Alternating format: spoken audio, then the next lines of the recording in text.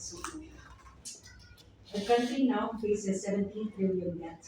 Sabi ko rin na sa budget meeting with the Secretary namin ng Monday, Tuesday, each Filipino, sabi ng isang congressman o senator, 142,000 ang bayaran ng mga Pilipino.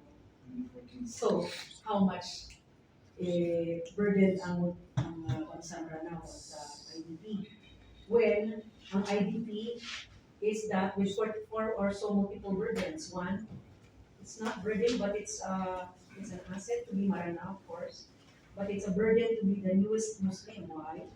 Among all the tribes, tayo po yung the last to accept Islam, and yet also the last to undergo siege. Hindi po kami founders ng MNLF-MI, except that sinasabi si Abul Khair is of course MNLF founding with Miswari, but the Maranaos burdened and inherited all possible Maranaos, both of war of faith. An election, sometimes without meaning. An election, selection, really. An election that doesn't hold real democracy. And so when I face international NGOs in the past, now that I'm with government, I will always remind them to please support media funding. And Kapromasa, you're here to echo to succeed, to echo to robbers, to echo to as many transparency mechanisms, the need for civil societies to be interviewed regularly, for them to be supported in what they do. That was our siege call with Sultan Akbar, Kalidan Sano, Tarhata Mapandi, Kanabiran, is to support the movement of leaders that are IDP/civil society. They be supported in their gasoline, in their voicing, in their platforms, in their load transport. And 1 week ago, Tarhata Sumayan, TESDA officer, who became our tambayan for 1 year in the TESDA office niya, bravely using government funds for civil society work to rescue people.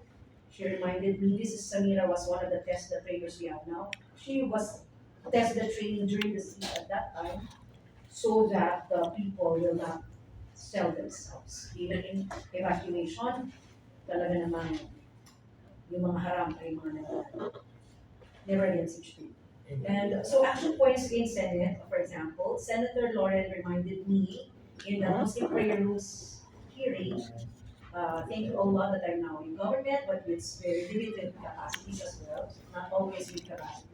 He said, the IDP rights bill, Samira, that you've been advocating, I hold that very important. You can copy paste with capacity. He said, the IDP rights bill, Samira, that you've been advocating, I hold that very important. You can copy paste, slice it from that Muslim prayer room hearing. That was her statement in the open forum. Si Will Bato naman, yung with Robin Padilla, my boss, ang issue namin sa nasabi ni May Sara noon was the right to information mechanism. Are you funding, because my bias was on right in media, is are you funding right to information mechanisms? So, Joe, baka you can follow this on that. Harp on this, write on this, and advocate on this.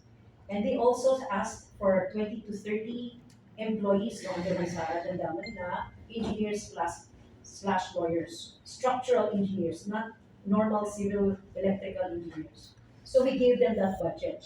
32 plus na mga engineers budget. About 20 million or so for salaries. Oh. So I don't know. Nangyari na ni Muslim, Chairman Muslim Makarambol. We also will engage Bato, yes. We also must engage Sheikh, although from Balu'i siya, maybe more neutral. But he's now the one, Marawi Barn MRT, diba po? Si Sheikh MP, MIL. Knowing that, alam niyo na yung frustration na MILF is not technocrats, right? So, the barn problems natin will always be problems of professionals, civil society. Internal raptado pa, mas mga madupad masusuarap sa atin. Anyway, that's part of the dynamics that we need to overcome. So with that, I heard you, and I will continue to try to space it out as a limited officer in Senate. I will continue to be CSO. Yes. And just to share maybe that my senator hopes to run for vice president. We're on your back as